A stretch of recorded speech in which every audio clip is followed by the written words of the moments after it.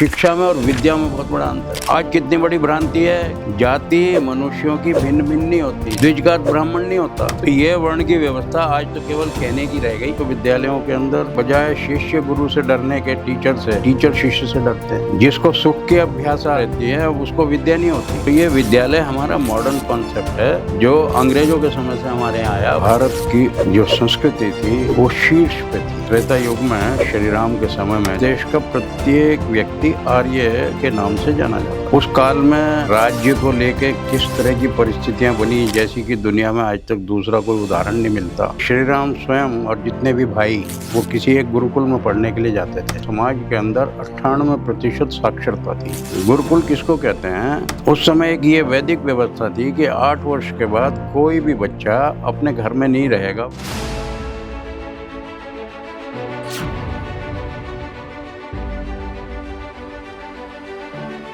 धर्म को लेकर, शिक्षा को लेकर, वैदिक शिक्षा को लेकर, भारतीय संस्कृति सभ्यता को लेकर हम सबके मन में कई सवाल हैं कि कैसे हमारी इतनी बृहत परंपरा थी, सभ्यता थी, जिसको हम लेके आज आगे बढ़ रहे हैं, लेकिन इन सब के बीच हमने क्या छोड़ दिया, क्या पाया, उस पर चर्चा करेंगे। हमारे साथ आर्य रविदेव गुप्त जी मौजूद हैं जो एकल विद्यालय फाउंडेशन ऑफ इंडिया के चेयरमैन है, साथ ही साथ हिंदू पुनरुत्थान संघ के भी चेयरमैन है। सर, सबसे पहले तो आपका स्वागत है हमारी खास कार्यक्रम स्पॉटलाइट में। मैं सबसे पहले आपसे यही जानूंगा कि जो हमारी शिक्षा पद्धति थी पूरे विश्व की शिक्षा की बात करें तो सबसे पुरानी शिक्षा पद्धति थी, लेकिन आज की जब हम इस 21वीं सदी में हैं तो शायद हम थोड़ा सा दुनिया के जो शिक्षा पद्धति का जो पैमाना है उसमें हम पीछे हैं। तो ये क्यों है और क्या थी वो हमारी शिक्षा पद्धति जिसकी बदौलत आज हम यहाँ तक पहुँचे? आपने शिक्षा के बारे में जानने का प्रयास किया और विशेष करके भारतवर्ष जिसके हम निवासी हैं, इसका प्राचीन काल में शिक्षा का क्या स्थान था, आज शिक्षा का क्या स्थान है और विश्व के स्तर पे हम किस स्थान पे ठहरते हैं, संभवतः यही आपके मूल प्रश्न हैं। जी।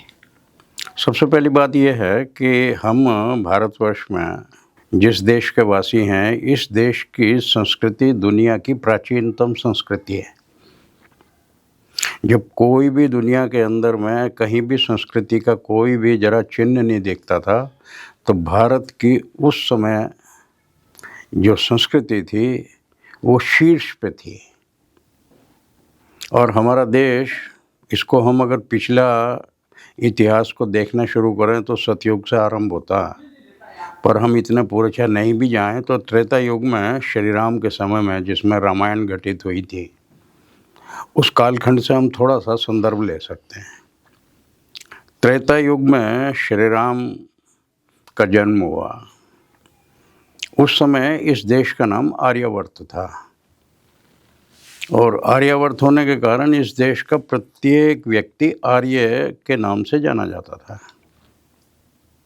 और धर्म के नाम पे उस समय केवल एक ही ग्रंथ था जिसको हम वेदों के नाम से जानते हैं।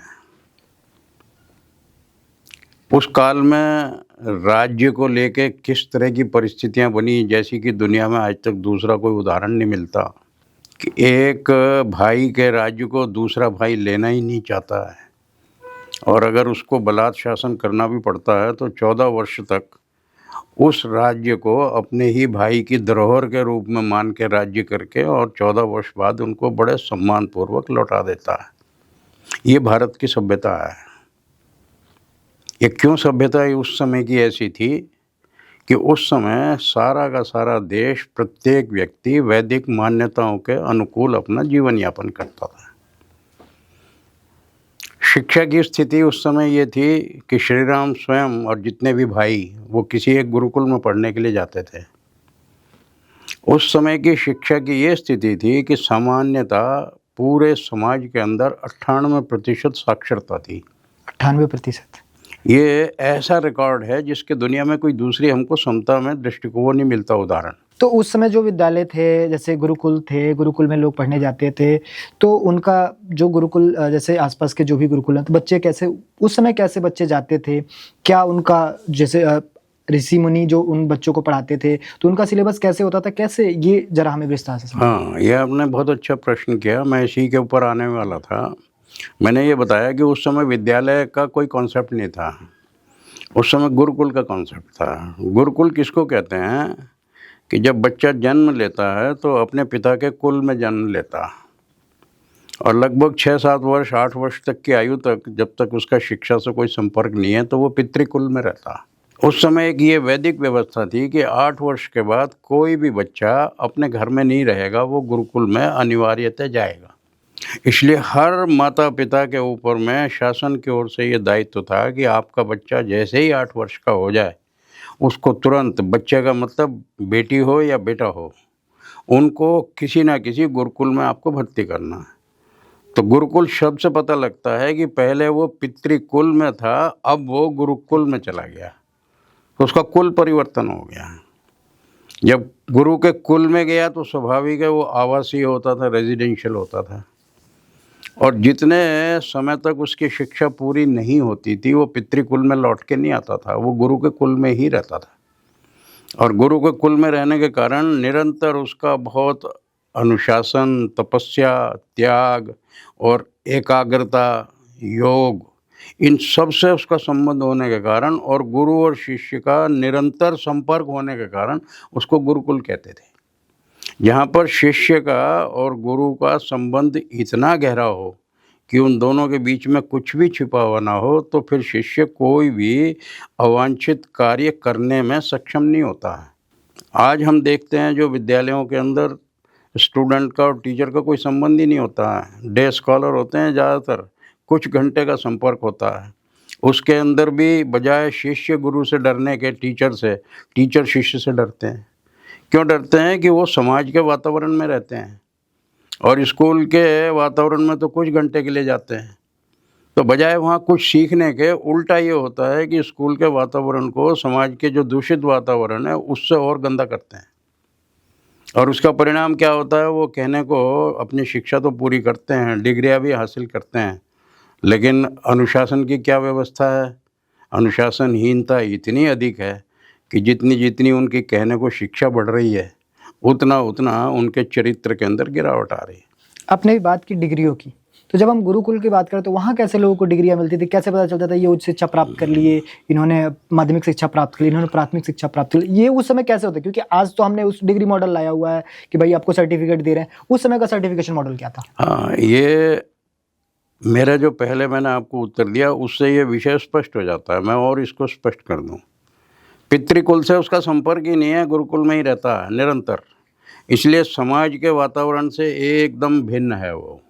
अब वो जिसको भी उसको करना है, शिक्षा का जो ग्रहण करना है, वो उसका ब्रह्मचर्य आश्रम कहलाता था।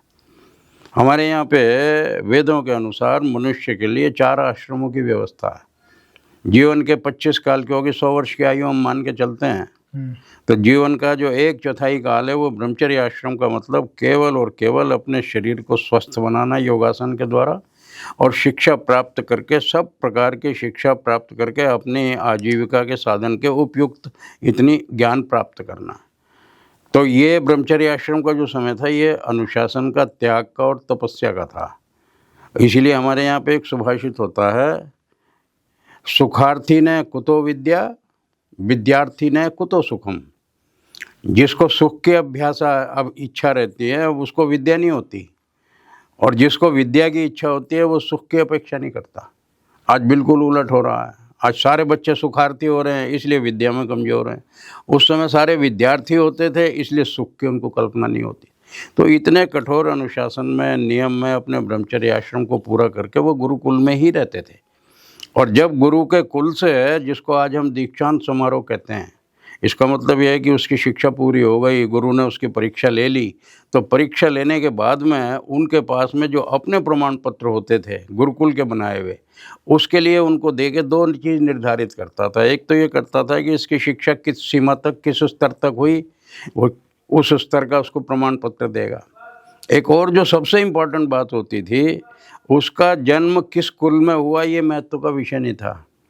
उसी समय गुरु उसके व्यवहार को, उसके आचरण को, उसकी शिक्षा को, उसकी योग्यता को देख के ये निर्धारित करते थे कि ये व्यक्ति अपने जीवन के अंदर में शिक्षा क्षेत्र से जुड़ेगा, या ये व्यक्ति प्रशासन क्षेत्र से जुड़ेगा, या ये व्यक्ति उत्पादन करना, कृषि का काम करना या व्यापार करना उससे जुड़ेगा, या इन तीनों में से किसी से नहीं जुड़ेगा, ये इन तीनों के सहायक के रूप में काम करेगा। तो वो उसका वर्ण निश्चित करते थे। वर्ण का अर्थ होता है कलर। किसी भी चीज़ को, जैसे कोई व्यक्ति गोरे रंग का है तो हम कहते हैं गौर वर्ण का है। तो ये क्या होता है कि उसके बच्चे का जो एप्टीट्यूड होता था, उस एप्टीट्यूड को टेस्ट करके गुरु उसका वर्ण निर्धारित करते। यानी वर्ण व्यवस्था जो है, हम आज बहुत ये पॉपुलर है कि वर्ण व्यवस्था में कि भाई ये दलित हैं, वैश्य हैं, शूद्र हैं, ब्राह्मण हैं, कायस्थ हैं। तो ये वर्ण व्यवस्था उस समय यानी कि बाई बर्थ नहीं थी, बाई एजुकेशन थी। आपने बिल्कुल ठीक समझा। यही सबसे बड़ी आज वो है कि आज हमारे यहाँ पे एजुकेशन या उसका जो प्रोफेशन है उससे कोई रिलेशन नहीं रह गया। जिस कुल में जन्म लिया वही उसकी जाति मानी जाती है। सबसे पहले स्पष्टीकरण यही बड़ा आवश्यक है, क्योंकि तुमने ये गंभीर प्रश्न पूछे तो मैं बता रहा हूँ। जाति मनुष्यों की भिन्न भिन्न नहीं होती। सारी दुनिया के मनुष्यों की एक ही जाति होती है, मनुष्य जाति। ईश्वर ने जितना प्राणी जगत बनाया, वो सारे प्राणी जगत में जितनी भी तरह की योनियां बनाई हैं, हम लोग अपने यहाँ पे कुछ इस तरह का विश्वास करते हैं जी 84 लाख योनियां हैं प्राणियों की। अगर वो 84 लाख हों या कितनी भी कम हो, इससे हमारा कोई संबंध नहीं, लेकिन असंख्य होती है। विशेष बात यह है कि ईश्वर ने जिस भी प्राणी जगत में जिस योनि के अंदर जन्म दिया है, उसका अपना एक निश्चित धर्म उन्होंने निश्चित कर दिया। तो इसलिए मनुष्यों की जो योनि है वो सारी दुनिया के मनुष्यों की एक ही योनि है, एक ही जैसी आकृति है। उनके रंग परिवर्तन हो सकते हैं मौसम के हिसाब से। गर्म जगह के लोग काले रंग के होते हैं, ठंडी जगह के लोग गोरे रंग के होते हैं। वो दुनिया के किसी भी भूभाग में उनका जन्म ले, लेकिन अगर मनुष्य के रूप में जन्म लिया है तो उनकी जाति क्या है? मनुष्य जाति। तो इसका मतलब पहली बात तो ये स्पष्ट करें कि जाति सारी दुनिया के मनुष्यों की एक होती है।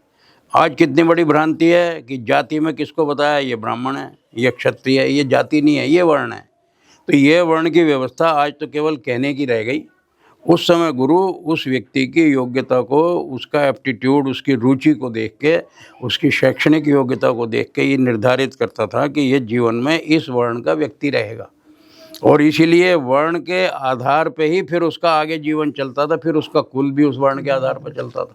तो उसके जन्म का कुल छूट गया और जो गुरु ने कुल का उसको बताया वो उसके साथ जुड़ गया। तो ये जब व्यवस्था होती थी तो परिणाम क्या होता था? उस समय गुरुकुल व्यवस्था में राजा का भी और रंक का भी सबके बच्चे गुरुकुल में जाते थे और सब समान परिस्थितियों के अंदर रह के पढ़ते थे, इसलिए छोटे बड़े का भेद ही नहीं था। जहाँ श्री राम पढ़े होंगे उनके सारे भाई पढ़े होंगे, उसी समय में उसी गुरुकुल में समाज के जितने भी और छोटे वर्ग के लोग होंगे वो भी पढ़े होंगे। तो जब समानता का व्यवहार था तो ये ऊंच नीच नहीं थी, छुआछूत नहीं था। फिर जाति का मैंने बताया मनुष्य जाति, कुल पितृकुल को छोड़ के जो गुरुकुल ने वहाँ पे निश्चित कर दिया वो उसका वो था। और एक बड़ी इम्पॉर्टेंट बात है जिसके बारे में तुमको जानकारी शायद नहीं भी होगी। सबसे पहले मनुष्य का जन्म होता है, उसकी माता जन्म देती है, वो उसका शारीरिक जन्म हुआ। लेकिन जब वो गुरुकुल में भर्ती हो जाता है तो एक कुल छोड़ के जब गुरु के कुल में हो गया तो उस समय ये कहा जाता था कि गुरु ने उसको अपने गर्भ में ले लिया। गुरु उसको निरंतर शिक्षा देता था और शिक्षा देने के बाद में जब उसका दीक्षांत होता था, जिसको समावर्तन संस्कार कहते थे, उस समय वो उसको एक बार पुनर्जन्म देता था। कहता था कि अब तुम मेरे गुरुकुल से निवृत्त हो गए, अब तुम अपने परिवार में लौटोगे। तो माँ का जन्म पहला जन्म और दूसरा जन्म जो हुआ तो उसके कारण वो द्विज कहलाता था। द्विज का अर्थ लोगों ने ब्राह्मण मान लिया। द्विज का अर्थ ब्राह्मण नहीं होता। द्विज का अर्थ है गुरुकुल से निकला हुआ कोई भी व्यक्ति जिसको गुरु ने प्रमाण देके वापस समावर्तन करके उसके परिवार और समाज में वापस जाने की अनुमति दे दी है, उसका दूसरा जन्म हो गया, वो द्विज हो गया। तो जहाँ ऐसी व्यवस्थाएं थी तो समाज के अंदर में उस समय की क्या आदर्श व्यवस्था थी, उस वैदिक व्यवस्था, तो वो वैदिक काल की जो व्यवस्था है आज तो हम लोगों के लिए केवल स्वप्न रह गया, व्यवहार में तो कहीं दिखाई नहीं देता। जो वैदिक व्यवस्था में जब शिक्षा की बात करें, वैदिक शिक्षा की बात करें, तो आज के समय में उस वैदिक शिक्षा को क्या हम प्राप्त कर सकते हैं या उसकी क्या नीड है? सबसे पहले तो हम लोगों को अपना दृष्टिकोण समझना होगा। आज क्या स्थिति है कि वेद का नाम तो सब दुनिया लेती है, ना वेद के बारे में जानते हैं, ना वेद किसी ने देखे हैं, ना कोई वेद पढ़ता है, ना कोई वेद को मानता है, ना जानता है। वेदों के नाम पे हम अन्य ग्रंथों की रचना करते हैं, अन्य ग्रंथों को जो व्यक्तियों ने बनाए हैं। सबसे बड़ा अंतर क्या है? वेद तो सृष्टि के आदिकाल में परमात्मा ने ऋषियों के माध्यम से प्रकाशित किए थे। इसका मतलब वेद जो हैं वो ईश्वर के बनाए हुए हैं। उसके बाद में जितने भी ग्रंथ हैं वो हमारे हिंदू जाति के हों इस्लाम के हों, क्रिश्चियनिटी के हों, अन्य अन्य जितने भी हों, उन सब के जो ग्रंथ हैं वो मनुष्यों के बनाए हुए हैं।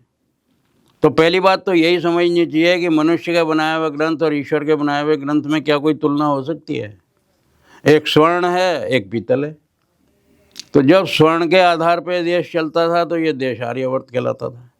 जब वो वैदिक मान्यताएं छूट गई, वेदों का पढ़ना पढ़ाना छूट गया, तो हालत क्या हो गई कि श्री राम के समय के बाद हम श्री कृष्ण के समय में द्वापर में आ गए। सारी वैदिक मान्यताओं का लोगों के व्यवहार में से लोप हो गया। तो परिणाम क्या हुआ? श्री राम के समय में तो रामायण हुई और श्री कृष्ण के समय में महाभारत हुई। बिल्कुल उलट हुआ। कहाँ तो भाई भाई के राज्य को नहीं रखता था, 14 साल तक सुरक्षित रखता था। कहाँ ये स्थिति आ गई कि भाई भाई के खून का प्यासा हो गया कि राज्य नहीं दूंगा। तो ये क्या हुआ कि वैदिक मान्यताएं धीरे धीरे खत्म हो गई, वर्ण व्यवस्था समाप्त हो गई।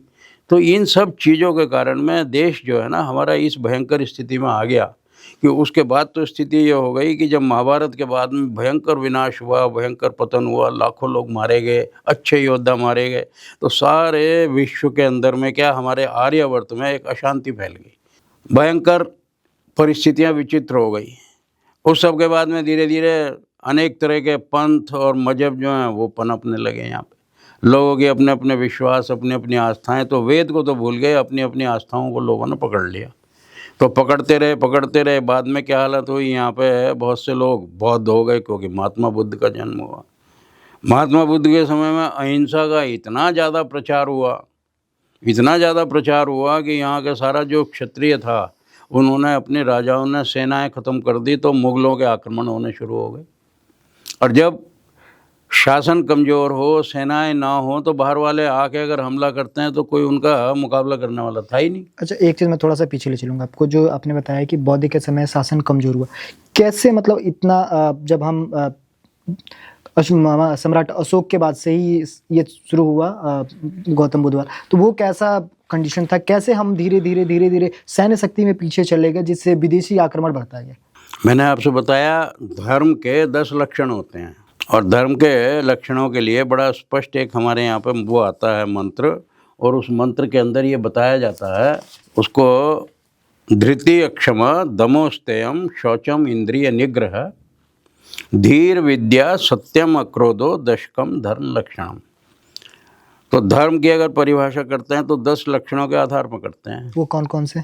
तो धृति का अर्थ है धैर्य, क्षमा सहन शक्ति, दमो स्तेयम, दम कहते हैं तपस्या को, अस्तेयम का मतलब किसी की चीज चोरी ना करना, शौचम शुद्धता, इंद्रिय निग्रह अपनी जितेंद्रियता, अपनी इंद्रियों पर नियंत्रण रखना, धी विद्या प्राप्त करना और आपके अंदर में बुद्धि हो, और सत्यम अक्रोधो दशमेकम धर्म लक्षणम, सत्य पे आधारित हो और किसी भी प्रकार से क्रोध उसमें ना हो स्वभाव में। तो जब क्रोध नहीं होता तो वो अहिंसक होता है। तो हमारे यहाँ पे जब अहिंसा पे बल दिया गया तो अहिंसा धर्म के 10 लक्षणों में एक लक्षण था। स्थिति क्या हुई, जब महात्मा बुद्ध आए तो उन्होंने अहिंसा पे इतना ज़्यादा जोर दिया, तो उस समय का जो सबसे बड़ा प्रतापी सम्राट अशोक था, उसने उसको त्याग के अपने क्षत्रिय धर्म को उसने बौद्ध धर्म मान लिया।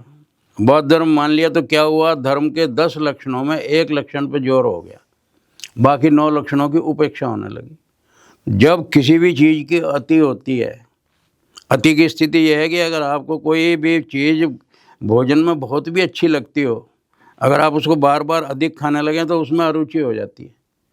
तो किसी भी चीज़ की अति अच्छी नहीं है। तो धर्म के नाम पे भी अहिंसा की इतनी अति हो गई कि सेनाएं तो समाप्ति हो गई। किसी राजा के पास कोई सेना नहीं, तो बाहर के लोगों ने आक्रमण किया, किसी ने हमला नहीं किया, वो यहाँ बसना शुरू हो गए। हम धीरे धीरे मुसलमानों के एक तरीके से गुलाम हो गए। तो जब ऐसी परिस्थितियाँ हुई तो देश का पतन तो होना ही था। तो फिर हमारी शिक्षा व्यवस्था तो बिल्कुल ही जीरो हो गई, क्योंकि इस्लाम के जो लोग आए थे वो शिक्षित नहीं थे, एकदम अनपढ़ और जाहिल लोग थे। उन्हें यहाँ के गुरुकुलों का, यहाँ की लाइब्रेरीज़ का, इन सब का कोई महत्व नहीं था। हमारा उस समय है बिहार, जिसको मगध प्रांत कहते हैं, उस मगध प्रांत में तक्षशिला जैसा, नालंदा जैसा बड़े बड़े विश्वविद्यालय थे और ये देश विश्व गुरु कहलाता था। सारी दुनिया के विद्यार्थी पढ़ने के लिए हमारे यहाँ आते थे। इतिहास ये बताता है कि इन मुसलमान शासकों ने उन हमारे विश्वविद्यालयों के जो धर्म ग्रंथों की लाइब्रेरी थी उनको जलाने में साल भर तक वहाँ आग लगती रही, उससे पानी गर्म करते रहे। साल भर तक। तो सारी शिक्षा को उन्होंने समाप्त कर दिया, शिक्षकों की हत्या कर दी, सारे विद्यार्थियों को तितर बितर कर दिया। तो जो शिक्षा के दुश्मन थे वो जब इस देश में आके शासक बन के आ गए तो शिक्षा हमारी समाप्त हो गई, तो गुरुकुल भी समाप्त हो गए। और उसके बाद में जो कुछ थोड़े बहुत बचे वो कसर आके अंग्रेज़ों ने पूरी कर दी। अंग्रेज़ों ने देखा कि इस देश के अंदर में हम कितना भी इनके ऊपर में हुकूमत कर लें, लेकिन ये लोग जो हैं दिल से स्वदेशी रहते हैं। ये हम इनको कितना भी अंग्रेजी की बात करते हैं तो इनको समझ में नहीं आती है। गुलामी तो करते हैं लेकिन मन से गुलामी नहीं करते। तो उन्होंने कहा इसका तरीका यह है कि हम इनको मन से अंग्रेज बनाएं। तो मन से अंग्रेज बनाने के लिए क्या करना है, उनको अंग्रेजी पढ़ाओ। अंग्रेजी पढ़ाने के लिए क्या करो, पहले इनके गुरुकुल ख़त्म करो, क्योंकि वो संस्कृत में पढ़ाते हैं और जब तक ये गुरुकुल रहेंगे हमारी अंग्रेजी कोई पढ़ेगा नहीं। तो उन्होंने सारे के सारे जब गुरुकुल समाप्त कर दिए इस देश में से, तो उन्होंने अपने स्कूल खोलने शुरू किए जिसको हम विद्यालय बोलते हैं। तो ये विद्यालय हमारा मॉडर्न कॉन्सेप्ट है जो अंग्रेज़ों के समय से हमारे यहाँ आया, उसको स्कूल को हो या विद्यालय को हो। और जो उसके अंदर में ज़रा कुछ अच्छे स्कूल के नाम पे था उसे उन्होंने कॉन्वेंट की संज्ञा दी। तो स्थिति ये हो गई कि हमारे ही यहाँ की जो नई पीढ़ी है उसको धीरे धीरे अंग्रेजी का ऐसा चस्का लग गया कि वो देखने में तो हिंदुस्तानी लगते थे पर दिल से और दिमाग से वो अंग्रेज होते चले गए। और आज भी हमारी यही स्थिति है। हर माता पिता अपने बच्चों को इंग्लिश स्पीकिंग बनाने के लालच में उनको ऐसे स्कूलों में भेजता है जहाँ पे इंग्लिश में ही पढ़ाई होती है। तो क्या होता है, वो जन्म से ही, शिक्षा के आरंभ काल से ही अपनी मातृभाषा से, अपनी मातृ संस्कृति से और अपने देश से सबसे कटता चला जाता है। तो अभी वर्तमान परिदृश्य को देखें तो क्या कैसे हम अपने एजुकेशन मॉडल को थोड़ा सा चेंज कर सकते हैं और ऐसा बना सकते हैं कि जो हमारी भारत की परंपरा है, सभ्यता है, और लोग शिक्षा की ओर, मतलब ज्ञान की ओर बढ़े। शिक्षा में लोग अभी डिग्री की ओर भाग रहे हैं, तो वो ज्ञान की ओर बढ़े। ऐसे कैसे इस मॉडल को चेंज किया जाए, क्या सुझाव हो सकते हैं? सुझाव तो इसके लिए बहुत हैं और हम जिस एकल अभियान के कार्यकर्ता हैं, वास्तव में देखा जाए तो एकल अभियान जो है इसी शिक्षा की पुनर्प्रतिष्ठा के लिए इस देश के अंदर काम कर रहा है। तो काम तो हम कर रहे हैं, लेकिन हम जितना कर रहे हैं उसके अंदर में भी कठिनाई हमको क्या है कि समाज का जो दृष्टिकोण है वो बदल नहीं रहा। तुमने शिक्षा का नाम कई बार लिया, हमको ये पता होना चाहिए शिक्षा का अर्थ क्या है। शिक्षा का अर्थ केवल ये होता है कि जब मनुष्य जन्म लेता है तो उसका मस्तिष्क जो है वो बिल्कुल कोरा होता है। ऐसे होता है जैसे कोरी स्लेट। अगर उस मनुष्य के शिशु को अगर ठीक समय पे, क्योंकि उसके पास भगवान ने बुद्धि दे के भेजा, अन्य पशुओं को बुद्धि नहीं है, केवल मनुष्य को बुद्धि दी है और बुद्धि दे के उसको कर्म करने की स्वतंत्रता दी है। तो अगर वो स्वतंत्रता का उसके पास कर्म करने की है तो जब तक उसकी बुद्धि का विकास नहीं होगा वो अपने स्वतंत्रता का उपयोग भी नहीं कर सकता। इसका अर्थ यह है कि मनुष्य वास्तव में मनुष्य जब ही है जब उसके पास में शिक्षा हो। पर शिक्षा को भी हम लोगों ने सिर्फ लिटरेसी तक सीमित कर दिया, जबकि शिक्षा की परिभाषा ये है कि जिससे विद्या आए, धर्मात्मता आए। मतलब लोग, जो भी शिशु पढ़ रहा है उसको शिक्षा केवल अक्षरों की और अल्फ़ाबेट की नहीं होनी चाहिए, उसको साथ में उसकी संस्कृति की और धर्म की शिक्षा मिलती हो, उसको देश के बारे में शिक्षा मिलती हो और उसको अपने इंद्रिय निग्रह की, जिसको हम कहेंगे जितेंद्रिय होना, अपनी इंद्रियों पर कैसे नियंत्रण रखना, उसकी भी शिक्षा उसको मिलती हो। जब इतनी उसको शिक्षा मिलती है तब हम उसे शिक्षित मानते हैं। और जितनी भी अविद्या है, जो ऐसी शिक्षा है कि जो गलत शिक्षा है, उसे अविद्या कहते हैं, उससे छूट जाए। महर्षि दयानंद सरस्वती का नाम आपने सुना होगा। वेदों की जब बात आती है उन्होंने विशेष रूप से ये लिखा कि जब तक अविद्या से नहीं छूटेगा तो वो शिक्षा नहीं मानी जाएगी। अब प्रश्न ये आता है, मैंने विद्या की बात की, शिक्षा का अर्थ तो ये होता है कि किसी भी ज्ञान के साथ में उसका परिचय कराना, और विद्या का अर्थ ये होता है कि उस ज्ञान के महत्व को समझा के उसके आचरण में लाना। तो अगर वो आचरण में लाने लायक हो गया तो विद्या हो गई, और खाली लिटरेट है, लिटरेसी है, साक्षर है, तो वो शिक्षित हो गया। तो शिक्षा में और विद्या में बहुत बड़ा अंतर है। एक इसके शब्द और जुड़ा है जिसे बोलते हैं शिक्षा दीक्षा। शिक्षा का मतलब है सिद्धांत रूप में किसी भी चीज़ को पढ़ना, थ्योरी, और अगर उसको हम प्रैक्टिस में लाएं तो वो दीक्षा। दीक्षा का मतलब है दक्ष। जिस काम के अंदर कोई भी हम दक्ष होते हैं वो हमारा दीक्षा होती है। तो सामान्यतः जितने हमारे आध्यात्मिक गुरु होते हैं, तुमने कभी सुना होगा, अपने शिष्यों को दीक्षा देते हैं, दीक्षा देते क्योंकि वो शिष्य शिक्षित तो पहले से ही हैं। वो शिक्षित शिष्य को अपना भक्त मान के और उसके कल्याण के लिए उसको दीक्षित करते हैं। तो दीक्षित का अर्थ है कि जिस धर्म को वो थोड़ा सा उसने तोते की तरह रटा है और जानता है, उसका महत्व नहीं पता और जीवन में उसका कोई अर्थ नहीं है, तो वो धर्माचार्य उसको अपने जीवन के आचरण में उतारने के लिए दीक्षा देते हैं। दीक्षा देकर उसे दक्ष करते हैं। तो क्या होता है, उससे सबसे बड़ा जो अंतर आता है, विद्या उसको कहते हैं सा विद्या या विमुक्तये। विद्या उसको कहेंगे जो हमको एक प्रकार से सारे अज्ञान से मुक्त कर सके। अगर अज्ञान से मुक्त नहीं हुआ तो वो विद्या नहीं है। और अगर वो शिक्षा भी है और उसके मन में 50 तरह के भ्रम हैं, तो वो शिक्षित तो है, विद्वान नहीं है। तो मैंने तुम्हें शिक्षा, दीक्षा और विद्या 3 के अंतर बताए। इसी से ये समझ आ जाएगा कि आज अगर हमारा देश प्रगति करना चाहता है तो प्रगति खाली चाहने मात्र से हो जाए ये नहीं होगा। विजुअल थिंकिंग से कुछ नहीं होता। पहले हमको अपने इतिहास को समझना होगा, और जो भी इस दुनिया की मनुष्यों की जाति अपने इतिहास को नहीं जानती, इतिहास ये कहता है कि जिनको अपना इतिहास पता नहीं है वो खुद भी इतिहास ही बन जाते हैं, उनका भविष्य कुछ नहीं होता। कोई ना कोई आके उनको गुलाम बना लेता है, क्योंकि उनको अपना इतिहास नहीं पता।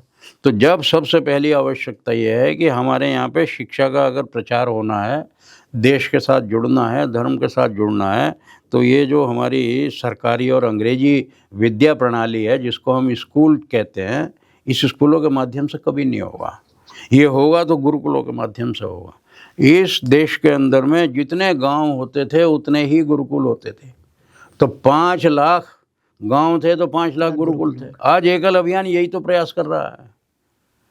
हमारा प्रयास गुरुकुल की ही परंपरा के पीछे पीछे चल रहा है। हम भी 1 लाख विद्यालय तक तो पहुंच चुके हैं। 5 लाख में जाने की हमारी इच्छा है। समाज का सहयोग मिलेगा, साधन मिलेंगे, धीरे धीरे वातावरण अनुकूल होगा तो हम भगवान करेगा 5 लाख तक पहुंच भी जाएंगे। पर हम जो करते हैं, अभी कोई आवासीय विद्यालय नहीं खोलते। आवासीय विद्यालय खोलने के लिए साधन चाहिए और समाज का सहयोग चाहिए। तो इसकी हम प्रतीक्षा कर रहे हैं, लेकिन एक प्रकार से गुरुकुल प्रणाली का बीज हम डाल रहे हैं एकल विद्यालयों के माध्यम से। तो ये जो कर रहे हैं, ये एक प्रकार से देश के पुनरुत्थान के लिए करने वाला प्रयास है। हमने बात गुरुकुलों की शिक्षा की। एक हमें एक बड़ा ही क्वेश्चन है जो सबके मन में बड़ा होता है कि धर्म क्या है। सबके लिए धर्म की व्याख्या इतनी ज़्यादा हो गई है कि जो धर्म की असली व्याख्या है वो सबसे छूट गई है। तो असली में धर्म क्या है? तुम्हारे जो प्रश्न है वो धीरे धीरे बड़े गंभीर होते जा रहे हैं। तुमने जब धर्म की बात की, मैंने सबसे पहले तुमको ये बताया कि धर्म उसको कहते हैं जो ईश्वर ने प्राणी जगत को, हर योनि को अपना अपना निज दे के भेजा है। और केवल इतना ही नहीं है, जड़ जगत भी है ईश्वर ने बनाया। ईश्वर ने 2 तरह का जगत बनाया, जड़ जगत और चेतन जगत। चेतन जगत में तो ये सारे जितने भी हम 84 लाख योनि के प्राणी हैं वो हैं, जिसमें मनुष्य भी एक है, सर्वश्रेष्ठ प्राणी। इसके अतिरिक्त जड़ जगत में क्या है, 5 हमारे 5 फंडामेंटल एलिमेंट्स हैं, जिनको हम पंच महाभूत तत्व बोलते हैं। अग्नि, जल, वायु, पृथ्वी और आकाश। इसके अतिरिक्त और छठा कुछ नहीं है। तो सारी की सारी ये जितनी भी सृष्टि बनी है वो इन जड़ और चेतन के संयोग से बनी है। जड़ जो है ये पृथ्वी तत्व इसमें है, तो हम सबके शरीर जो हैं वो पृथ्वी तत्व से बने हुए हैं। तो इसलिए ये कहते हैं कि जिससे ये सारी दुनिया बनी है उसी से हमारे शरीर बने हैं। तो यथ पिंडे तत् ब्रह्मांडे। तो प्रश्न क्या आया, जड़ जितने हैं 5 जड़, उनके 5 के अपने अपने धर्म हैं। जैसे अग्नि का धर्म उग्रता है, जलाना है। जल का धर्म उसके विपरीत उसको बुझाना है। तो एक में उग्रता है, एक में शीतलता है। दोनों विपरीत धर्म के हैं, लेकिन दोनों को साथ रहने का ईश्वर ने व्यवस्था की हुई है। तो वो क्या करते हैं, आपस में विरोध नहीं करते, लड़ते नहीं। पर हमारे यहाँ क्या है, धर्म के नाम पे लड़ते हैं। तो जो लड़ते हैं वो धर्म नहीं है, वही अधर्म है। और वो अधर्म किस लिए है कि धर्म को छोड़ के अपने अपने पंथ बना लिए। पंथ को क्या बोलते हैं, आप किसी भी व्यक्ति से पूछो, भाई क्या है जी, मेरी तो ये मान्यता है, मेरा तो ये बिलीफ है। किसी क्रिश्चियन से पूछो, मेरा बिलीफ है। कोई अगर मुसलमान से पूछो, जी मेरा ये अकीदा है। किसी भी अन्य पूछो कि जी मैं विष्णु को पूजता हूँ, मैं तो ब्रह्मा जी को पूजता हूँ, मैं इसको पूजता हूँ। अरे ईश्वर के तो ये अलग अलग स्वरूप हैं, तुम एक हिस्से को पूजते हो, बाकी जो हिस्से छोड़ दिए तो उनको कौन पूजेगा। तो जब इस प्रकार से ईश्वर को भी हमने बांट लिया हो, वो भी अपनी मान्यताओं के आधार पर, हम बोलते हैं मेरा बिलीफ, मेरे बिलीफ का कोई महत्व नहीं होता, महत्व वो होता है जो ईश्वर ने बना के भेजा। तो धर्म उसको कहते हैं जो ईश्वर ने बनाया, और बाकी जितने होते हैं ये पंथ होते हैं, मजहब होते हैं, कल्ट हो सकते हैं, आस्था हो सकती है, विश्वास हो सकता है, कोई भी नाम दो। तो जब तक हम धर्म की परिभाषा को नहीं समझेंगे, और एक हमारे यहाँ पे जो आज का प्रजातंत्र प्रणाली है, जब से हम इस देश आज़ाद हुआ है तब से एक बड़ी बीमारी भयंकर आई है। ये कहते हैं कि हमारे देश के अंदर में लोगों को धर्मनिरपेक्ष होना चाहिए। अरे धर्मनिरपेक्ष क्या, कैसे होना चाहिए? जो मनुष्यता का धर्म मनुष्य को दे के भेजा है, उसके बिना वो मनुष्य कहाँ रहेगा, वो तो पशु हो जाएगा। तो इसलिए हमारे यहाँ पे ये धर्मनिरपेक्षता शब्द ही गलत है। पंथ निरपेक्षता तो समझ में आती है कि आप अपने पंथ का आग्रह मत करो, ईश्वर के बनाए हुए पंथ पे चलो। पर अगर पंथ निरपेक्ष है तो फिर भी इसका मतलब यह है कि कोई तो एक रास्ता ऐसा होगा जिस पर सब जाएंगे। और जब धर्म निरपेक्ष हो गया तो वो तो पशु के समान हो गया, और पशु के भी समान नहीं हो गया। पशु भी अपना धर्म नहीं छोड़ता क्योंकि वो भोग योनि में है, तो वो अनुशासित दिखता है। सबसे ज़्यादा अनुशासनहीन मनुष्य जाति दिखती है। आपने बताया कि धर्म क्या है, तो अभी फिलहाल आज का परिदृश्य देखें, आधुनिक परिदृश्य देखें, तो लोगों ने धर्म को पूजा पाठ तक ही सीमित रख दिया। तो ऐसा क्यों है, और कैसे लोग इससे लोग समझे, वास्तविकता कैसे समझे? क्योंकि लोग समझते हैं कि जैसे हर आदमी ने अपना बिलीफ, जैसे आपने बताया कि सबका अपना बिलीफ है, तो उनको लगता है कि मेरा पूजा करना धर्म है। कोई स्कूल जा रहा है तो पढ़ना धर्म। तो वो ऐसे चीज़ों को कैसे लोगों को एक एक्चुअल फैक्ट जो उनके दिमाग में हो कि ये चीज़ है, इतना ही है, उसके अलावा कुछ नहीं है। सबसे पहले तो मुझे प्रसन्नता इस बात की है कि तुम्हारे जैसे यंग आदमी के मस्तिष्क में इस तरह के प्रश्न उपज रहे हैं। नहीं तो जो हमारी नई पीढ़ी है, खास करके तुम्हारी एज की, वो तो धर्म के बारे में सुनना भी नहीं चाहती। तुम जानना चाह रहे हो, इसका मतलब यह है कि भगवान की कृपा तुम पे हो रही है, और भाग्यशाली हो इसलिए ऐसे प्रश्न पूछ रहे हो। मैं भी भाग्यशाली हूँ जो तुम जैसे नई पीढ़ी के व्यक्ति का ऐसा प्रश्न सुन रहा हूँ। तो मैंने तुमको जैसे पहले स्पष्ट किया, मैं फिर उसको स्पष्ट कर रहा हूँ। धर्म जो है वो मनुष्य योनि का मानवता है, इसके अलावा कोई धर्म नहीं है। जिसको तुमने कहा कि वो मंदिर में जा रहा है पूजा पाठ, वो पूजा पाठ करना तो बहुत ज़रूरी है। क्या ये धर्म और कर्म एक ही है? ना, बहुत अंतर है। धर्म को जब हम अपने व्यवहार में परिणित करते हैं तो वो कर्म कहलाता है। अगर हम धर्म की परिभाषा जानते हैं और धर्म के अनुसार ही कर्म करते हैं तो वो हमारा धार्मिक कर्म कहलाता है। तो कर्म बिना धर्म भी बेकार है। आप कितने भी बुद्धिमान हो, ज्ञानी हो, अच्छे मन में विचार रखते हो, किसी का उपकार नहीं करते कर्म के अनुसार, तो आपका धर्म किस काम का है? तो धर्म को कर्म में लाना ये तो बड़ी अनिवार्यता है, क्योंकि एक फिर वही थ्योरी है, एक प्रैक्टिकल है। तो थ्योरी और प्रैक्टिकल दोनों होना। लेकिन हम जो मंदिर में जा रहे हैं पूजा पाठ करने के लिए, वो पूजा पाठ क्या है? ईश्वर की दी हुई जितनी भी हमारे पर कृपा है, केवल उसका ईश्वर को धन्यवाद करने जाते हैं। हम उसका ये मानते हैं कि तूने सब कुछ दिया है, नहीं तो मेरे पास क्या था। तो उसको हम पूजा पाठ नहीं कहते, वो कर्म कांड है। पूजा किसको कहते हैं, इसकी भी मैं तुमको एक बड़ी इंटरेस्टिंग बात बताता हूँ। वेदों में इसकी एक परिभाषा लिखी है। ज्ञान आदि गुण वाले का यथा योग्य सत्कार करना पूजा कहलाती है। अब ज्ञान किस में है? ज्ञान या तो परमात्मा में है या जीवात्मा में है, प्रकृति में तो है नहीं। तो जब प्रकृति में ज्ञान नहीं है तो प्रकृति की आप पूजा कैसे करोगे, सेवा कैसे करोगे?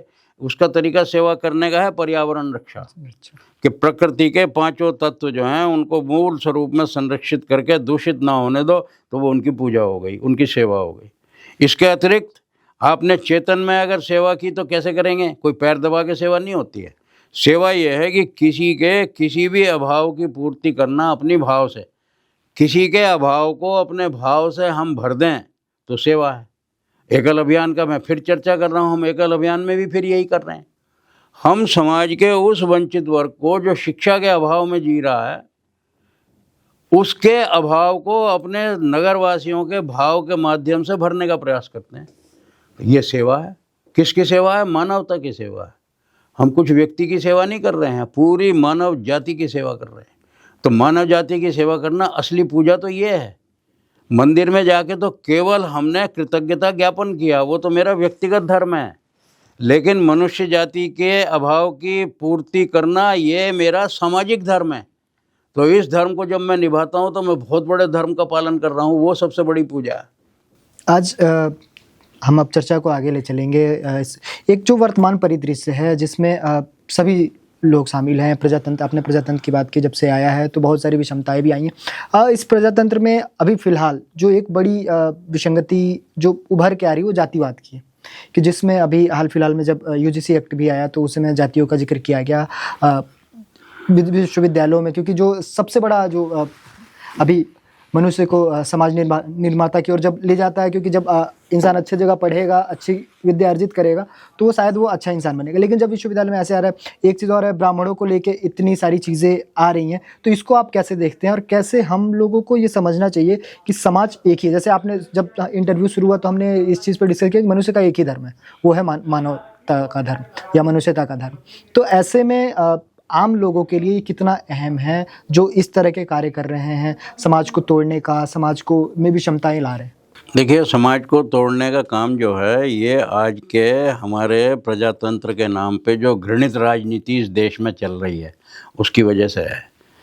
हमें ये भी याद रखना चाहिए, जब हम भारत की बात करते हैं, हम भारतीय समाज को जो स्वतंत्रता मिली वो 1947 में मिली। स्वतंत्रता के नाम पे इस देश को बांट दिया गया। किस आधार पर बांटा गया? इस आधार पर बांटा गया कि इस देश के अंदर में दो कौम रहती हैं और ये दोनों कौम इकट्ठी नहीं रह सकती। उन दोनों कौमों के बीच में अगर आपस में झगड़ा है तो किस बात का है? झगड़ा किस बात का? वो धर्म के नाम पे है। प्रश्न ये मैं पहले बता चुका हूँ कि ये धर्म नहीं है जिसके आधार पर बंटवारा हुआ। एक जो है वो इस्लाम पंथ है और एक हमारा ये हिंदू पंथ है। पंथों के आधार पर झगड़ा हुआ है। धर्म तो मनुष्य जाति का एक है, इस्लाम वाले भी मनुष्य हैं, हम भी मनुष्य हैं। तो धर्म की जो परिभाषा ही नहीं हम जानते तो झगड़ तो रहे हैं अपने पंथ के नाम पे, कहते हैं हम उसे धर्म के नाम पे। तो जब हम धर्म को, अपने पंथ को धर्म का नाम देने लगते हैं तो सबसे बड़ी तो वहीं पे सबसे बड़ी विसंगति हो जाती है। फिर आया प्रजातंत्र, आ गया तो प्रजा का तंत्र हो गया। प्रजा को इतनी बुद्धि होनी चाहिए कि मेरा शासक कैसा होना चाहिए, मुझे चुनने की समझ होनी चाहिए। तो इस देश को स्वतंत्रता के नाम पे एकदम आज़ाद कर दिया गया, वोट देने का राइट दे दिया गया, लेकिन उनको ना वोट के अधिकार का मालूम है ना अपने कर्तव्य का मालूम है। तो परिणाम क्या हुआ? राजनीति के नाम पे यहाँ पे इतना भयंकर गंदा खेल शुरू हो गया है। और ये पिछले जब से आज़ाद हुए हैं हम 80 साल से वो गंदा खेल ही राजनीति के नाम पे खेला जा रहा है।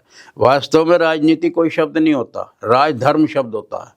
राजा का ये धर्म होता है कि वो अपनी प्रजा का संतान के रूप में पालन करे। जैसे माता पिता अपने संतान को दुखी नहीं दे सकते, हर राजा का ये कर्तव्य है कि वो अपनी संतान को किसी भी प्रकार का कष्ट ना होने दे। और इसलिए जो प्रजा है उसका भी ये कर्तव्य बनता है कि वो राजा अपना किसी जाति, मत, पंथ, मजहब के आधार पर ना चुने। वो सारे के सारे पूरे देश के जितने भी जनता है उसके कल्याण के लिए कौन सबसे अच्छा व्यक्ति हो सकता है उसको चुने। तो ना तो हमारी प्रजा को कोई अपने धर्म का और कर्तव्य का मालूम है, ना जिन लोगों को हम चुनते हैं ना उन्हें अपने धर्म और कर्तव्य का मालूम है। तो बिगाड़ तो हो ही रहा है, एक दूसरे के शोषक हैं सब। जब अपनी वोट को लोग थोड़े से उसके लिए बेच देते हैं तो जो अमूल्य वोट थी जब वो 2 कौड़ियों में बिकती है तो ऐसे ही शासक होंगे। अब मैंने बार बार तुमको स्पष्ट किया, तुमने मेरी बात को शायद ध्यान से सुना भी नहीं होगा, तभी ये प्रश्न दोबारा पूछ रहे हो। मैं ये कह रहा हूँ कि ये जातियाँ नहीं हैं, हमारे ये वर्ण हैं। अगर इस देश के अंदर दोबारा ये वर्ण व्यवस्था के आधार पे हमारा समाज चलने लगे तो वर्ण ऐसे होते हैं जैसे तुम्हारा एक शरीर है, मेरा एक शरीर है। हमारे शरीर के अंदर में 5 हमारी ज्ञानेंद्रियाँ हैं, 5 हमारी क्या कर्मेंद्रियाँ हैं, 5 हमारी ज्ञानेंद्रियाँ हैं, एक हमारा मन है। शरीर के जितने भी अंग हैं वो पूरे के पूरे शरीर के अंग हैं। आपस में कभी लड़ते देखा है उनको? नहीं। तो बस समाज की भी यही स्थिति है। समाज के जितने वर्ण हैं वो समाज के 4 अंग हैं। वो आपस में मिलजुल के शरीर की तरह रहते हैं तो झगड़े का काम नहीं। और वही आपस में अलग अलग करते हैं तो तुम हाथ को निकाल के अलग कर दो, पैर को निकाल के अलग कर दो, पेट को निकाल के अलग कर दो, सिर को निकाल के अलग कर दो, फिर चारों को क्या शरीर चल जाएगा? बिल्कुल नहीं। बस आज हमारे देश की भयंकर स्थिति, मैंने तुम्हें एक बहुत ही स्थूल उदाहरण से इतने गंभीर विषय को समझाने का प्रयास किया। हम अपने देश को मनुष्य जाति के शरीर के रूप में अगर जाने तो हमारे देश में कोई समस्या नहीं रहेगी। लेकिन ये राजनीति के नाम पे इतनी गंदगी हो रही है, और फिर हमारी शिक्षा दोष है। और फिर इसमें एक प्रश्न और आता है जो तुमने पूछा नहीं है पर मैं तुमको बता रहा हूँ। हमारी शिक्षा और धर्म जो है, इस सब के बीच में एक संस्कार विषय आता है। संस्कार किसको कहते हैं? लोग समझते हैं जब कोई हवन होता है और उस समय कोई मंत्र पढ़े जाते हैं उसको संस्कार कहते हैं। वो संस्कार नहीं है, वो तो संस्कार देने की एक छोटी सी प्रणाली है, प्रोसेस है। संस्कार का मतलब है किसी भी चीज़ का शोधन करना। इसका भी एक बड़ा अच्छा उदाहरण तुमको देता हूँ, जितने श्रोता हैं उनको भी आगे समझ में आ जाएगा, दर्शकों को भी समझ में आ जाएगा। जब किसी भी महिला को कुछ गले में आभूषण पहनने की इच्छा होती है तो वो क्या करती है? वो सुनार के पास जाके अपने पास के एक स्वर्ण की डली उसको देती है कि देखो भाई, ऐसे ऐसे डिज़ाइन का मेरे गले के लिए एक हार बना दो। वो सुनार जो है वो देखता है उसको कस के पथरी पे कि कितने प्रतिशत सोना है इसमें। उसमें देखता है इसमें इतना असली सोना है, इतना इसमें खोट है। अब उसको ये मालूम है कि इस सोने का मैंने आभूषण बनाना है तो उसके लिए एक ही तरीका है कि सांचे में ढालने लायक उसको पतला बिल्कुल द्रवित कर देगा, लिक्विफाई कर देगा। तो क्या करेगा? उसे भट्टी पे चढ़ा देगा। जब नीचे से आग लगेगी तो वो सोने की डली पिघल जाएगी, इतनी पिघल जाएगी कि पानी जैसी हो जाएगी। इसमें दो काम हो गए, एक तो वो पिघल के पानी जैसा हो गया तो उसके अंदर फ्लेक्सिबिलिटी आ गई, प्लायबिलिटी आ गई। अभी तक वो सॉलिड था तो किसी भी आकार में ढल नहीं सकता था, अब वो लिक्विड बन गया तो अब वो किसी भी आकार में ढल सकता है, जिस सांचे में डालोगे उसके आकार का बन जाएगा। तो एक तो ये काम हो गया लिक्विफाई करके। दूसरा ये हो गया कि जितना उसमें खोट था वो सारा जल गया। तो ये जो खोट जला है अग्नि के माध्यम से, इसी को संस्कार कहते हैं। संस्कार का मतलब है मनुष्य के अंदर में जितने भी विकार हों, अपने शिक्षा के माध्यम से उसके विकारों को निकाल के उसको शुद्ध स्वरूप देना, वो संस्कार कहलाता है। तो जब हम अब सनातन संस्कृति की बात करते हैं, 16 संस्कार होते हैं, तो उनके क्या महत्व हैं और कौन कौन से हुए? इनका बड़ा महत्व है। 16 का मतलब यह है कि मनुष्य अपने आप में ऐसा है कि उसको कदम कदम पे संस्कार की आवश्यकता है। तो इसलिए जो 16 संस्कार हैं उसमें एक संस्कार तो बच्चे के जन्म से पहले ही माता पिता के लिए तय किया गया है, उसे गर्भाधान संस्कार कहते हैं। मतलब यह है कि तुमको जैसा भवन बनाना है पहले वैसे कल्पना करो मन में कि मुझको कैसा शिशु जो है अपने परिवार में संतान के रूप में चाहिए। तो जब वैसी कल्पना करोगे तो उसके लिए वैसी तैयारी करोगे। तो वो जो तैयारी करके जो कार्य किया, ईश्वर ने तुमको सामर्थ्य दी है, पति पत्नी के रूप में तुम संतान को जन्म दे सकते हो, तो पहले से उसकी तैयारी करो कि तुम एक योग्य संतान के माता पिता जैसे बनने के लिए तुल्य बनो। वो गर्भाधान संस्कार हो गया। जब वो बच्चा गर्भ में चला गया तो फिर माता के गर्भ में रहते हुए ही उसके 3 संस्कार होने। जन्म होगा तो उस समय फिर जात कर्म संस्कार होगा, फिर उसका नामकरण संस्कार होगा, उसका फिर कर्ण छेदन होगा। मतलब इतने जो संस्कार हैं, तो इसमें से 8 संस्कार तो बच्चे के विद्या अध्ययन से पहले ही हो जाते हैं। तो प्रश्न क्या है कि मनुष्य का जीवन, मनुष्य का शरीर इतना कीमती भगवान ने बना के भेजा है कि उसको कदम कदम पे संस्कारित करके शुद्ध रखने की आवश्यकता है। इसलिए वो बार बार संस्कार किए जाते हैं। तो ये जो 16 संस्कार है, इसमें 13वां संस्कार जो है वो उसके विवाह का है। और उसके बाद में तो फिर बस वो गृहस्थ हो गया, फिर वानप्रस्थ हो गया, सन्यासी हो गया, और फिर राम राम सत हो गई। पर प्रश्न ये है कि जो ये 13वां संस्कार से पहले 12 संस्कार हैं, ये विवाह से पहले उसको विवाह के योग्य तैयार करने के लिए हैं। तो जितनी चीज़ कीमती होगी उसके साथ आपको उतनी ही ज़्यादा मेहनत करनी पड़ेगी। इसलिए हमारे यहाँ ये 16 संस्कारों की है। पशुओं के संस्कार तो नहीं किए जाते। क्यों नहीं किए जाते? कि पशुओं के अंदर में वो योग्यता की आवश्यकता ही नहीं है। तो जो जितना कीमती होगा उसके साथ परिश्रम नहीं करोगे। आज हो क्या रहा है? आज संस्कार तो सब भूल गए।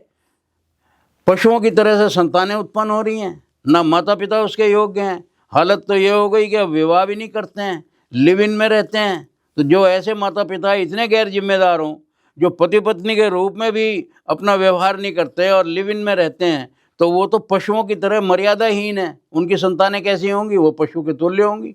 तो आज देश के अंदर में तो जैसे कहना मूल में भूल है। जब मेरी जड़ें ही इतनी गंदी हैं, संस्कार का मतलब है किसी भी भवन की पहली ईंट। जब कोई भवन बनाना शुरू करते हो तो क्या करते हो? उसकी नींव खोदते हो, और नींव खोद के सबसे पहली जो ईंट रखते हो उसका भूमि पूजन करते हो। और उसको ये देखते हो कि ये ईंट जरा भी गलत ना रखे जा, जरा सी भी टेढ़ी अगर वो रखी गई तो समझ लीजिए उसके ऊपर की दीवार सारी टेढ़ी होती जाएगी। तो फिर जब उसी पे हमारी गंभीर नहीं है, तो जो माँ के गर्भ में होने वाले संस्कार हैं वो नींव की ईंटें ही तो हैं। तो जब उसके बारे में महत्व नहीं रह गया, जब हमें खुद ही कदर नहीं रह गई, तो फिर हमारे को परिणाम कहाँ से मिलने वाला? तो बोया पेल बबूल का और आम कहाँ से खाए? आज हमारी भयंकर स्थिति है। खाली बातें करने से बेटा ये कुछ नहीं होने वाला है। हम सबको इन विषयों के बारे में बहुत गंभीरता से समझना होगा। और संस्कार के बारे में एक छोटी सा उदाहरण और दे दूं जिससे कि सब श्रोताओं को मालूम हो जाए। संस्कार इसको कहते हैं, उदाहरण उसका, कि मान लीजिए तुम एक फूल को सूंघ रहे हो, फूल में बड़ी खुशबू आ रही है। अब वो फूल की खुशबू है और तुमने हाथ में लेके उसकी एक कली को ऐसे हाथ में मसल दिया, आपने मसल के उसको फेंक दिया। आपका बहुत देर तक उसकी खुशबू आपकी उंगलियों में आती रहेगी। इसका अर्थ यह है कि वो फूल की कलियां तो आपके हाथ में नहीं है, आपने हाथ धो भी लिए, लेकिन वो उसकी खुशबू स्थायी रूप से यहाँ दिख रही है। तो जो किसी भी मनुष्य के मस्तिष्क पे कोई भी स्थायी प्रभाव होता है वो उसकी आत्मा पे पड़ता है, वो उसका संस्कार होता है। तो जिसका स्थायी प्रभाव होगा उसको संस्कार कहते हैं, और जिस पे प्रभाव नहीं होगा वो पशुओं की तरह पैदा होते हैं, पशुओं के जैसा व्यवहार करते हैं। और आज यही हो रहा है। सारे अखबार को पढ़ो, नाबालिग बच्चे सारे अपराध कर रहे हैं। तो ये नाबालिग बच्चे कौन हैं? गैर जिम्मेदार माता पिता की संतान हैं। बचपन से उनके ना माँ बाप को संस्कार थे, ना उन बच्चों को कोई संस्कार मिले हैं। कर क्या रहे हैं? वो काम कर रहे हैं कि जो जानवरों वाले काम हैं। महिलाओं के साथ दुर्व्यवहार करते हैं, किसी का चाकू मार देते हैं, किसी की जान ले लेते हैं। तो जो काम उनके नहीं करने के थे, पशुओं को करने के लिए थे, वो मनुष्य के रूप में कर रहे हैं। तो अंत में क्या होगा? वो भगवान ने उनको दंड देना ही देना है, वो भगवान का काम है। लेकिन हमारी तो चिंता ये है कि समाज की क्या हालत हो रही है। अखबार पढ़ते हैं तो समाचार तो होते नहीं, उसमें सारे अपराध के समाचार होते हैं। मेरे घर में टाइम्स ऑफ इंडिया आता है तो मैं समझता हूँ उसका नाम बदल देना चाहिए, क्राइम्स ऑफ इंडिया उसका नाम होना चाहिए। मोस्टली खबरें वाकई समाज में इस समय एकदम अलग लेवल का एक, चाहे वो लोअर लेवल पे हो, अपर लेवल पे हो या हायर लेवल पे हो, क्राइम की जो दशा है वो बहुत ज़्यादा बढ़ गई है। एक सवाल और है, आखिरी सवाल मैं आपसे पूछूंगा, जब इतनी सारी चर्चा हो गई पाप और पुण्य, आपने जो ये पाप और पुण्य की बात की, ये पाप और पुण्य शब्द एक्चुअली हमारे वैदिक शब्द नहीं है। हमारे यहाँ शब्द होता है धर्म और अधर्म। जो काम धर्म के अनुसार किया वो धर्म की श्रेणी में आता है, उसको पुण्य कह सकते हैं। मतलब यह है कि जो ईश्वर की आज्ञा मुझे थी मनुष्य होने के नाते, मानवता धर्म दिया मुझे, तो मनुष्य ने मुझको मानवता धर्म दे के, मानव का चोला दे के एक आज्ञा दी है कि तुम इस धर्म का पालन करना। तो मैं उन धर्म का पालन करता हूँ तो मैं पुण्य का काम करता हूँ, धर्म का अनुसार करता हूँ। उसके विपरीत कार्य करता हूँ तो मैं पाप करता हूँ। पाप का मतलब है अधर्म का काम। तो उसको पाप और पुण्य कहो या धर्म और अधर्म कहो, बात एक ही है। पर प्रश्न यह है कि पाप का मतलब है कि मनुष्य जाति में जन्म लेके भी मनुष्य के जैसा आचरण न करके पशुओं जैसा आचरण करना, वो पाप की श्रेणी में आता है। और मनुष्य जाति में लेके मनुष्य जाति के कल्याण के लिए काम करना, वो पुण्य की श्रेणी में आता है। और हमारे यहाँ पे भारतीय संस्कृति में, वैदिक संस्कृति में कर्म फल की एक व्यवस्था है कि जैसा कर्म करोगे वैसा फल मिलेगा। और वो फल कब मिलेगा? इसी जीवन में भी मिल सकता है और अगले जन्म में भी मिल सकता है। तो इस कर्म फल व्यवस्था की वजह से ही हिंदू जाति अभी तक बची हुई है। हमारे जितने भी इस्लाम के भाई लोग हैं, जितने हमारे क्रिश्चियन हैं, वो पुनर्जन्म ही नहीं मानते। तो जब पुनर्जन्म नहीं मानते तो उन्हें कर्म फल मिलना कहाँ है? तो जिसको कर्म फल नहीं मिलना, जिसको किसी भी बुराई का दंड नहीं मिलना है, वो तो रोज बुराई करता है। अगर कोई आदमी किसी की मर्डर कर दे और उसको कानून सजा ना दे, वो तो एक और मर्डर कर देगा। यही स्थिति, इसलिए आज जिहाद हो रहा। आज हमारे इस्लाम के लोग जो लोगों को मार रहे हैं, उन लोगों को जिनसे कोई दुश्मनी नहीं, सिर्फ हिंदू मुसलमान के नाम पर मार रहे हैं। तो वो क्यों मार रहे हैं? उन्हें ये डर है कि दोबारा जन्म नहीं होना। हिंदू उनको नहीं मारता पलट के, क्यों नहीं मारता? उसे ये जन्म में ये रहता है कि अगले जन्म में भगवान को मुंह दिखाना है, मैं किसी की हिंसा नहीं करूँगा।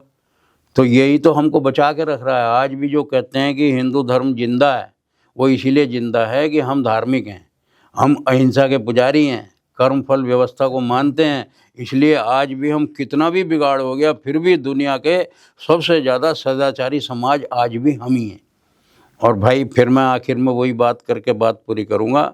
एकल अभियान हम जैसे कार्यकर्ताओं के ये भाग्य है कि ईश्वर ने हम जैसे कार्यकर्ताओं को एकल अभियान जैसे पुण्य के कार्य में लगाया, जिसके साथ जुड़ के हम अपना जीवन भी सफल कर रहे हैं और जो भी संपर्क में हमारे आते हैं उनके जीवन को सुखी कर रहे हैं। उनके जीवन में सुख होता है तो हमारे जीवन सफल होता है। इसी को पुण्य कहते हैं। किसी को सुखी देख के सुखी होना पुण्य और किसी को दुखी देख के सुखी होना पाप। तो अब चर्चा को विराम देते हैं। हाँ सर, बहुत बहुत धन्यवाद आपका हमारे साथ जुड़ने के लिए और इतनी वृहद चर्चा करने के लिए। आपने जो हमें बताया कि धर्म क्या है, संस्कार क्या है, शिक्षा क्या है, विद्या क्या है और दीक्षा क्या है। तो ये थे रविदेव गुप्त जी, जिन्होंने हमें समझाया कि वाकई हमारी शिक्षा क्या है, विद्या क्या है, दीक्षा क्या है और हमें संस्कारों की क्यों इतनी ज़रूरत है।